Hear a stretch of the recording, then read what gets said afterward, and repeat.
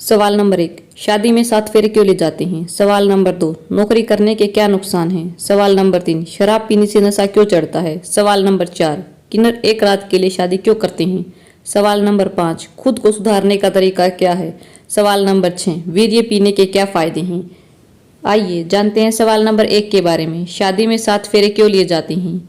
इस संसार में समाज और अग्नि देवता को साक्षी मानकर 7 फेरे लेकर दो लोगों के बीच एक पवित्र रिश्ता कायम होता है। क्या आपने कभी सोचा है कि शादी में 7 फेरे ही क्यों लिए जाते हैं? नहीं जानते तो आइए इस सवाल के जवाब में जानते हैं।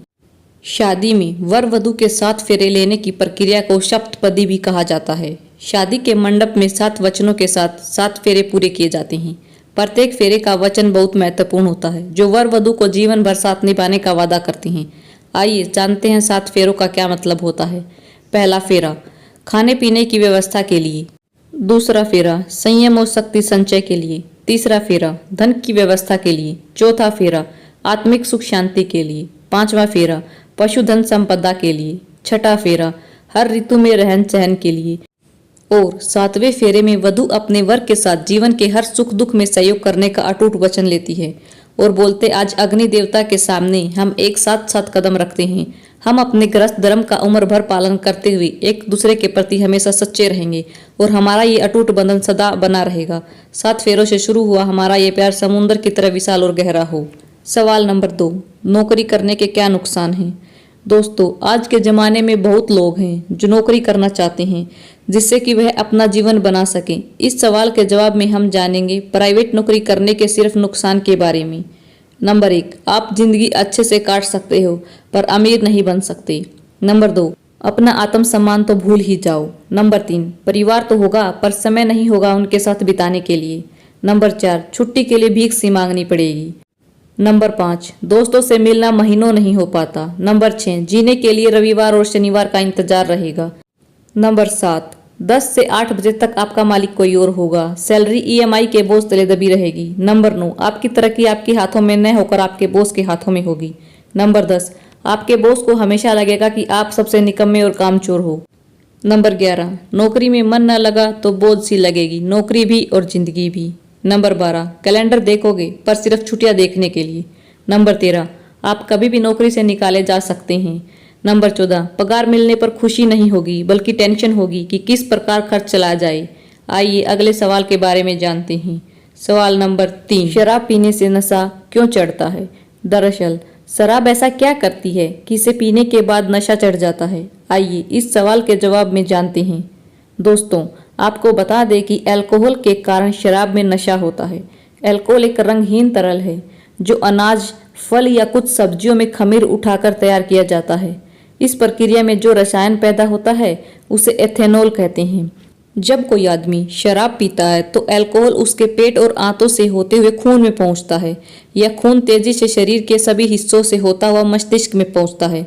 जब मस्तिष्क की कोशिकाओं में यह अल्कोहल युक्त खून पहुंचता है तो न्यूरोट्रांसमीटर संदेश भेजना बंद कर देता है।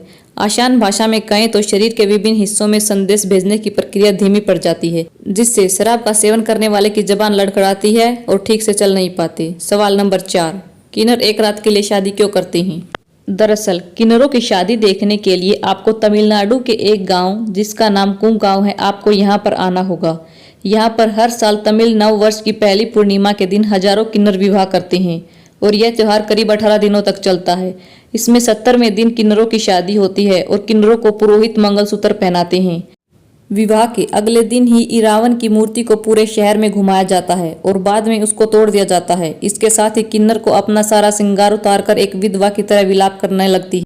अब आइए जानते हैं इसके पीछे के रहस्य के बारे में। महाभारत के युद्ध में पांडवों ने मां काली की पूजा की और इस पूजा में कोई एक राजकुमार की बलि देनी थी। इस काम के लिए कोई भी राजकुमार आगे नहीं आया पर इरावन ने सामने से आकर कहा कि मैं इस काम के लिए पूरी तरह तैयार हूँ। इरावन ने इस काम के लिए एक शर्त रखी थी कि वह बिना शादी किए बलि नहीं चढ़ेगा। पांडवों के लिए एक बेहद ही मुश्किल परिस्थिति सामने आ गई कि सिर्फ एक दिन के लिए कौन राजकुमारी इरावन के साथ विवाह करेगी और अगले दिन विधवा हो जाएगी।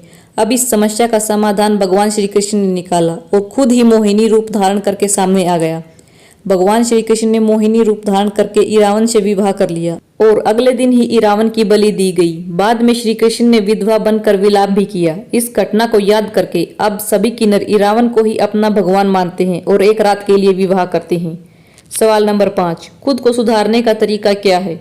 आइए इस सवाल के जवाब में खुद को सुधारने के लिए कुछ तरीके के बारे में जानते हैं।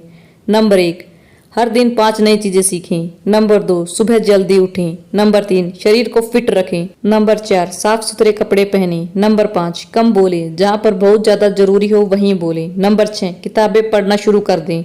नंबर 7, सोशल मीडिया का इस्तेमाल करना बंद कर दें या कम कर दें। नंबर 8, अच्छा खाना पीना खाएं। नंबर 9, नए लोगों से संपर्क बढ़ाएं, इनसे आपको नई चीजें सीखने मिलेंगी। नंबर 10, अपने सपनों पर भरोसा रखें।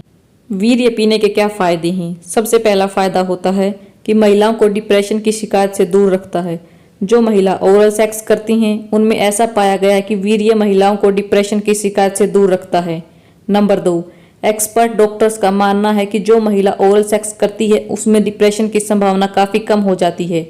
वह वीर्य पीने का सबसे बड़ा फायदा होता है। वीर्य से फर्टिलिटी भी बढ़ती है। वैज्ञानिकों ने पाया कि वीर्य में मौजूदा प्रोटीन महिलाओं के हार्मोन्स को सिग्नल देता है जिससे ओवरी में एग रिलीज होता है। नंबर 4, वीर्य 5 दिनों तक गर्भाशय में रहता है और यह समय स्त्री के फेस के लिए काफी फायदेमंद होता है, जो कि एक सही बात है। तो आप आज तक सुनते आए हैं कि वीर्य पीने से फेस पर चमक आती है। नंबर 5, वीर्य पीने से आपके शरीर में बहुत ज्यादा ऊर्जा बढ़ जाती है और वीर्य पीने से आपकी स्मृति में बिल्कुल सुधार आता है। आप कभी भी कोई भी बात नहीं भूल सकते हो, इतनी वीर्य पीने में ताकत होती है। वीडियो अच्छी लगी हो तो वीडियो को लाइक और चैनल को सब्सक्राइब करें। धन्यवाद।